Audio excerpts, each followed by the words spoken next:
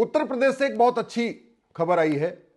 उत्तर प्रदेश के जमदग्नीपुरम, जिसको जौना खान ने जौनपुर बना दिया था, वहां लगभग 100 कन्वर्टेड हिंदुओं ने वापस हिंदू धर्म स्वीकार कर लिया। पहले वो ब्राह्मण थे, उनके पूर्वज ब्राह्मण थे, गरीब थे, जजिया नहीं दे पाए थे, इसलिए कन्वर्ट हो गए थे।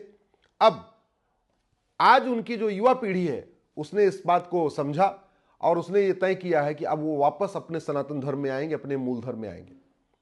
मैं इसका स्वागत करता हूं और मैं अपने सभी संत महात्मा, आचार्य, मंडलेश्वर, महामंडलेश्वर, माननीय शंकराचार्य, जितने हमारे कथावाचक हैं, सबसे आग्रह करता हूं कि घर वापसी अभियान शुरू करें। जो विदेशी पंथ में लोग गए हुए हैं हमारे, उन सब को आने के लिए एक प्रक्रिया शुरू करें, सबको घर वापसी कराएं, उनका स्वागत करें और यह हमारे देश के लिए बहुत अच्छा है। एक बात याद रखिएगा, भारत में 99% जो लोग आज गैर हिंदू हैं, इनफैक्ट वो कन्वर्टेड हिंदू हैं। या मुस्लिम्स मुश्किल से 100 घर हैं जो बाहर से आए थे। एक ओवैसी फैमिली है, एक दुरानी फैमिली है, एक बुखारी फैमिली है, या एक मदनी फैमिली है। ऐसे चंद 100 परिवार हैं जो बाहर से आए थे, अदरवाइज सब यहीं के हैं। कोई ब्राह्मण था, कोई क्षत्रिय था, कोई वैश्य था, कोई दलित था, कोई यादव था, कोई पटेल था, कोई शुक्ला था, कोई पांडे था, कोई धोबी था, कोई नाई था, सब ऐसे ही थे। कुछ लोग डर के, हमारे जो पूर्वज थे, कुछ हमारे पूर्वज डर गए थे इसलिए कन्वर्ट हो गए थे। कुछ हमारे पूर्वज ऐसे थे जिनकी आर्थिक स्थिति अच्छी नहीं थी, वो जजिया नहीं दे पा रहे थे इसलिए कन्वर्ट हो गए थे। तो भारत में जो 20% गैर हिंदू हैं, उसमें से 99% कन्वर्टेड हिंदू हैं। तो जो कन्वर्टेड हिंदू हैं उनको वापस लेना चाहिए। ये समाज की भी जिम्मेदारी है, ये सरकार की भी जिम्मेदारी है। सरकार को भी घर वापसी को प्रोत्साहित करने के लिए एक स्कीम लॉन्च करनी चाहिए। मैं क्यों कह रहा हूं सरकार को लॉन्च करना चाहिए? क्योंकि अगर वो हिंदू बनेंगे तो भारत का संविधान मजबूत होगा, और अगर वो विदेशी पंथ में जाएंगे तो भारत का संविधान कमजोर होगा, और संविधान ही नहीं कमजोर होगा, देश की एकता अखंडता कमजोर होगी, आपसी भाईचारा कमजोर होगा। अल्टीमेटली आप यहां देखिए, पिछले 70 साल में या इस समय बांग्लादेश में जो हिंदुओं का नरसंहार कौन कर रहा है? कन्वर्टेड हिंदू कर रहे हैं। पाकिस्तान में हिंदुओं का नरसंहार कौन कर रहा है? कन्वर्टेड हिंदू कर रहे हैं।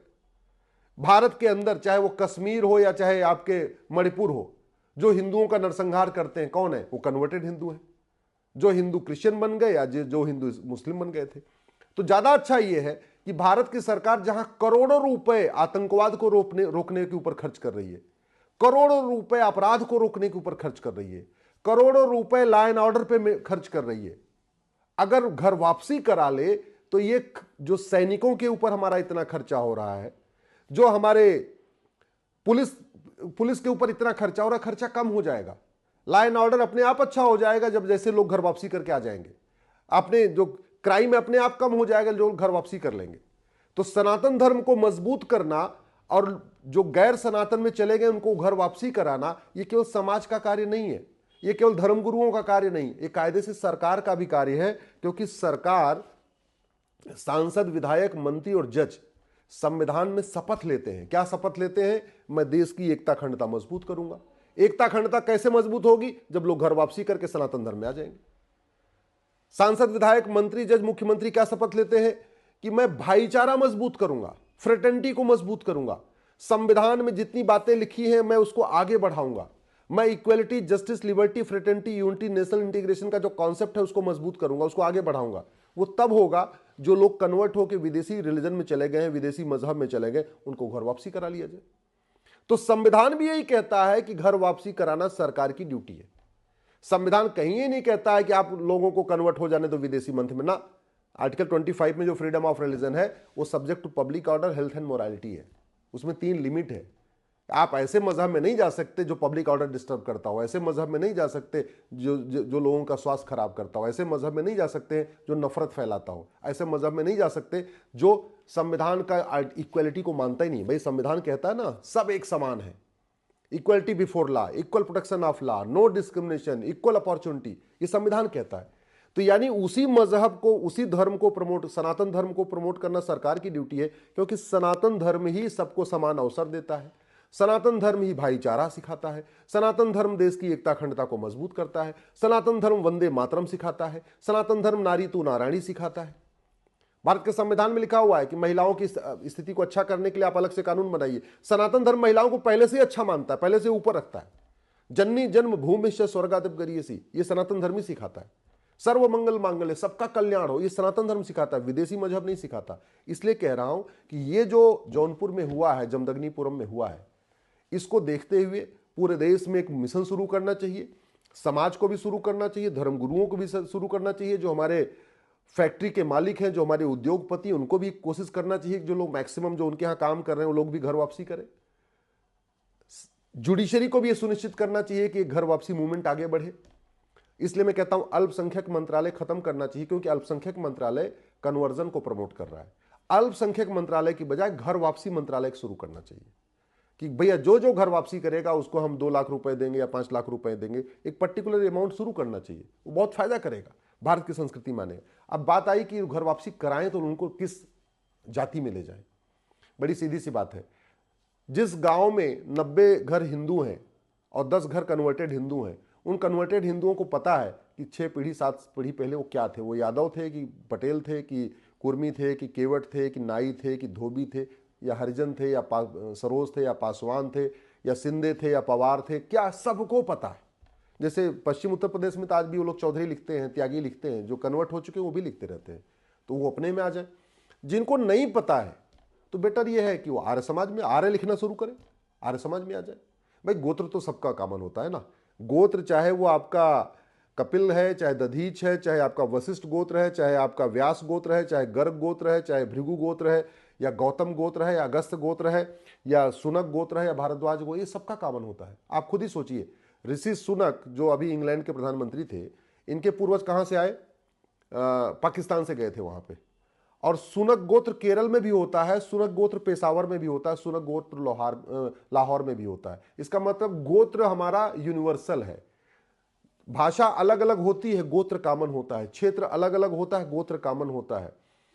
पंथ अलग अलग होता है, गोत्र कॉमन होता है। जो गोत्र हिंदुओं का वही जैन का, वही बौद्ध का, वही सिख का।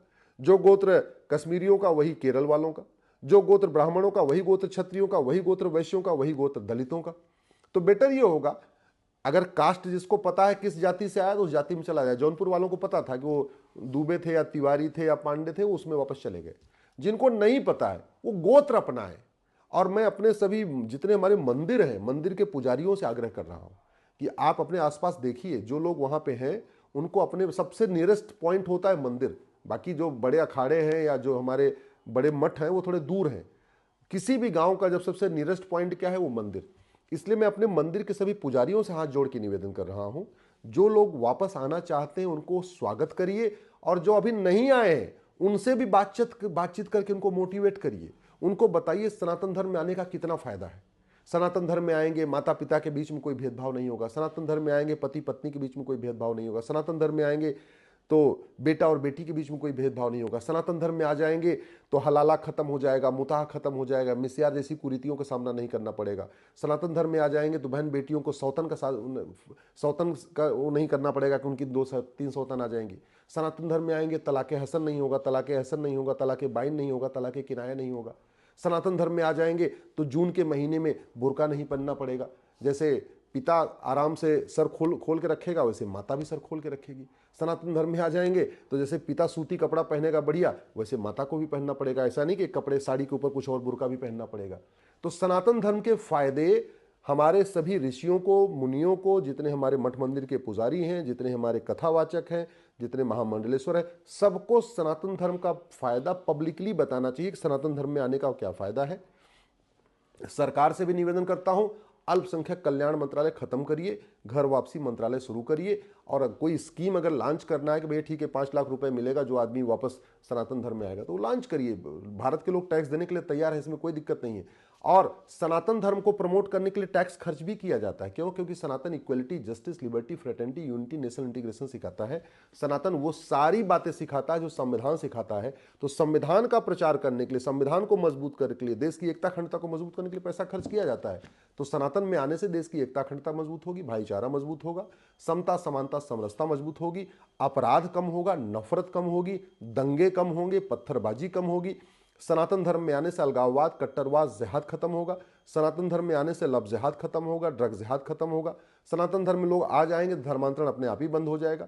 सनातन धर्म में आ जाएंगे तो अराजकता खत्म होगी। इसलिए सनातन धर्म को प्रमोट करने के लिए सरकार को एक विशेष स्कीम लॉन्च करनी चाहिए। मेरा मानना है कि कम से कम प्रति परिवार 5 लाख रुपए देने के लिए एक स्कीम लॉन्च करनी चाहिए।